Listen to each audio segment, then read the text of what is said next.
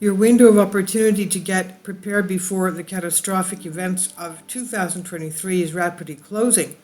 Whatever you can do to become more independent of the system is good because the system is failing, it appears. Michael Schneider writes, I don't know how I could say it any more clearly.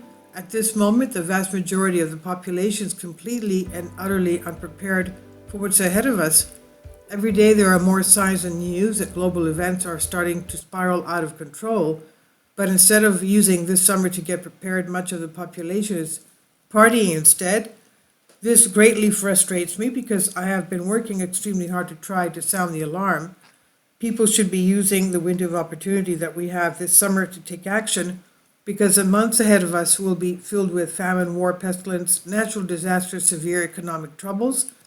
Summer officially ends in late September, and I believe that global events will accelerate greatly throughout the remainder of 2022 and into the early stages of 2023. Most people always think that they have more time to prepare, but as the people of Mississippi's largest city recently found out, the opportunity to get prepared can end very abruptly. Mississippi's largest city has run out of water indefinitely, leaving 180,000 locals unable to drink from their taps, flush toilets, or even shower. The ailing O.B. Curtis water plant in Jackson was taken offline after it was overwhelmed by recent flooding, which destroyed backup systems put in place to relieve the elderly plant's main treatment machinery. Now the capacity of the capital city that is home to 150,000 people and 30,000 surrounding communities are pressed to conserve their rations as officials begin to distribute cases of water bottles in a massively complicated logistical task. We're being told that it could take up to 4 months to completely repair the water plant. Can you imagine? So what will all those people do as they wait? It's being reported that one prominent restaurant in Jackson is now being forced to spend $800 a day on bottled water. Restaurants in Mississippi's largest city are being driven into the ground by a water shortage that's forcing them to spend up to $800 a day on bottled water. Nick Wallace, a chef at Nissan Cafe at the Two Museums complex in Jackson, said, I'm spending $800 a day on Cokes and waters and getting no help from Jackson, he said. Meanwhile, another Jackson restaurant called Walker's Dine-In has been forced to shell out $300 a day on water. This is yet another example that shows why having a plan for water should be absolutely central to your prepping plan. Someday soon the water may stop coming out of your taps. If that happens, what will you do? And when a major disaster suddenly strikes, disease often spreads like wildfire. Right now, approximately a third of Pakistan is covered by water, and doctors find themselves completely overwhelmed by the number of people that are suddenly ill. Officials in Pakistan raised concern Wednesday over the spread of waterborne diseases among thousands of flood victims as waters from powerful monsoon rains began to recede in many parts of the country. Some doctors said initially they were seeing mostly patients traumatized by the flooding, but are now treating people suffering from diarrhea, skin infections, and other waterborne ailments in the country's flood-hit areas. Many pregnant women living in flooded-affected areas were also exposed to risks, and all of the flooding has instantly created extremely serious food shortages in much of the country. Vegetable and fruit prices have soared in marketplaces across Pakistan as devastating rains ruin crops and disrupt supplies, an early sign of how the worst flood in decades are creating food shortages at a time of financial crisis. Pakistan's 220 million people are already facing rampant inflation, with consumer prices up 24.9% year on year in July. The economy is in turmoil, with fast depleting foreign reserves and a record depreciation of a rupee against the US dollar.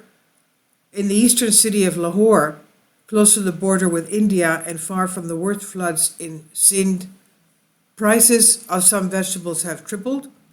Tonight there will be countless men, women, and children in Pakistan that will go to bed hungry. How would you and your family fare if a similar disaster suddenly struck where you live? Most Americans don't realize that food supplies are also getting tighter here in the United States. The food that is not being grown in 2022 will not be on our store shelves in 2023. In fact, we're being warned that we could be facing a very serious shortage of tomatoes in the months ahead. California's farmers grew nearly all of America's processing tomatoes, but this year is shaping up to be another poor harvest season. This means products like ketchup, salsa, pasta sauce could soon be in short supply in stores across the country. Drought, inflation, and supply chain issues are to blame for this possible shortage, according to California Tomato Growers Association President Mike Montana. But Joe Biden says that everything is going to be fine. You believe him, don't you? Before I end the article, I want to talk about energy. I have always urged my readers to do whatever they could to become more independent from the power grid. We are in the early stages of the worst global energy crisis in any of our lifetimes, and energy bills are soaring into the stratosphere all over the planet. For example, just consider what's happening in Ireland. Over the past week, shocked Europeans, mostly in the UK and Ireland, have been posting viral photos of shockingly high energy bills amid the ongoing and worsening energy crisis. Several of the posts were from small business owners who are getting absolutely crushed right now and won't be able to remain in operation in much longer. One such owner is Geraldine Dolan, who runs the Poppyfield Cafe in Atholl, Ireland, and was charged nearly $10,000 for just over 2 months of energy usage. As the Irish Times reports, the cost of electricity to the Poppyfields Cafe for 73 days from early June until the end of August came to €9,024, an increase of 250% in just 12 months. There does not include the €812 VAT, that is the surcharge, the tax, which brought her a total bill of €9,836.92. That's almost $10,000. The euro is almost at parity with the dollar. Now, sadly, this is just the beginning. As energy supplies get even tighter, energy bills are only going to go higher. In Germany, some manufacturers have already chosen to halt production because of absurdly high energy bills. As the FT reports, German manufacturers are halting production in response to the surge in energy prices, a trend the government has described as alarming. German Economy Minister Robert Habeck said industry had worked hard to reduce its gas consumption in recent months, partly by switching to alternative fuels like oil, making its processes more efficient and reducing output. But he amusingly clarified some companies had also stopped production altogether, a development he said was alarming. It's not good news, he said, because it can mean that the industries in question aren't just being restructured but are experiencing a rupture, a structural rupture, one that is happening under enormous pressure. This is not just a temporary problem. As I explained a few days ago, the Prime Minister of Belgium says that Europeans will be dealing with this energy crisis for the next 5 to 10 years. Ouch. Here in the United States, residents of California are being warned that there could actually be widespread blackouts this week, right in the middle of a historic heat wave. Much of Southern California remains under an excessive heat warning, with the state's grid operator warning that the high temperatures could lead to blackouts. The state is facing a prolonged late summer heat wave, with temperatures expected to reach as high as 115 degrees Fahrenheit in some parts, the National Weather Service said. This is yet another example that shows why you should not totally rely on your aging power grids. In a desperate attempt to conserve energy, California residents are being asked to set their thermostats at 78 degrees or higher.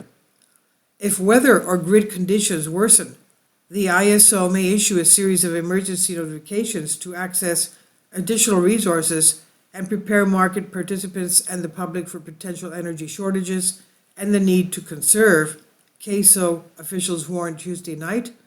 The power grid operator expects to call on Californians for voluntary energy conservation via flex alerts over the long weekend.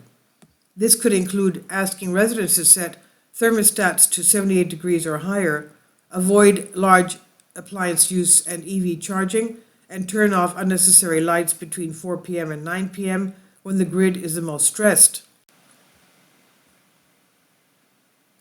Whatever you can do to become more independent of the system is good because the system is failing. And all of the examples that I've shared in this article are relatively minor compared to the cataclysmic disasters that we will eventually see. So please get prepared while you still can. The summer will soon be over and 2023 will be here before you know it. Views expressed in the article are opinions of the author, don't necessarily reflect the views of Collective Spark. About the author, my name is Michael Schneider. My brand new book entitled 7-Year Apocalypse is now available on Amazon. In addition to my new book, I've written 5 others that are available on Amazon. Lost Prophecies of the Future of America, The Beginning of the End, Get Prepared Now, and Living a Life That Really Matters. By purchasing the books, you help to support the work that my wife and I are doing, and by giving it to others, you help to multiply the impact that we're having on people all over the globe. I've published thousands of articles on the Economic Collapse blog, End of the American Dream, and the Most Important News. And the articles that I publish on these sites are published on dozens of other prominent websites all over the globe.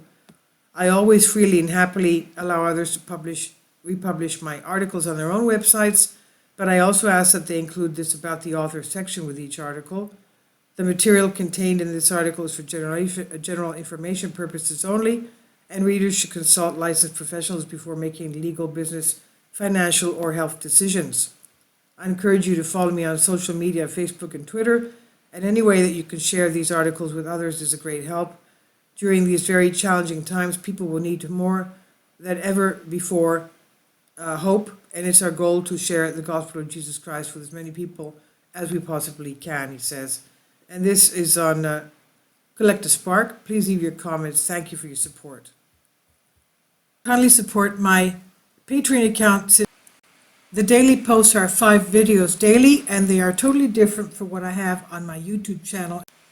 Thank you so much for your support and that you find all my content so interesting. You'll find the Patreon account details in the description box below.